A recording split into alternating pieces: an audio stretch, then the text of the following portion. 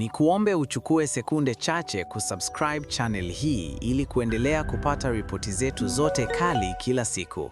Asante. Makamu mwenyekiti wa Chama cha Demokrasia na Maendeleo Chadema, John Heche, amezitaka taasisi za utoaji haki nchini kuharakisha mwenendo wa kesi inayomkabili mwenyekiti wa chama hicho, Tundu Lissu.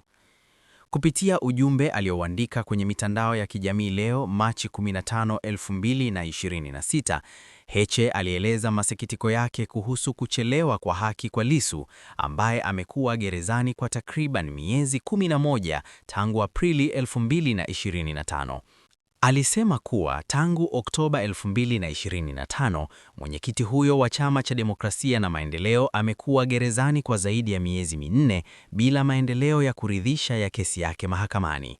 Heche pia alihoji ukimya wa mahakama kwa kipindi cha takriban mwezi mmoja sasa, akisisitiza kuwa mashauri mazito kama hayo yanapaswa kupewa kipaumbele ili haki itolewe kwa wakati.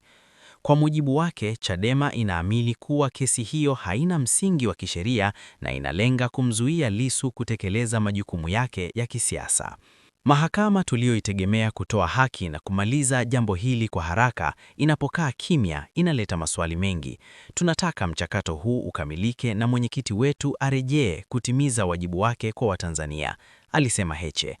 Kauli hiyo imekuja wakati wadau mbalimbali wa haki za binadamu wakiendelea kufuatilia kwa karibu mwenendo wa kesi za viongozi wa kisiasa nchini, wakisisitiza umuhimu wa kuheshimu utawala wa sheria na kutoa haki kwa kila raia bila ubaguzi. Kesi ya uhaini inayomkabili Lissu imekuwa ikiahirishwa mara kadhaa tangu ilipoanza, jambo ambalo limeongeza mjadala wa kisiasa na kisheria nchini. Wachambuzi wa siasa wanaonya kuwa kuchelewa kwa kesi hiyo kunaweza kuathiri imani ya wananchi katika mfumo wa utoaji haki.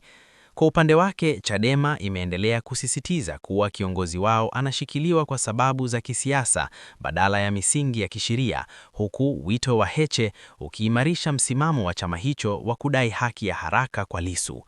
Wengi wanaamini kuwa hatua za haraka kutoka kwa mahakama zinaweza kusaidia kurejesha imani ya umma katika taasisi za haki na kulinda nafasi ya viongozi wa upinzani kutekeleza majukumu yao ya kisiasa bila vikwazo visivyo halali.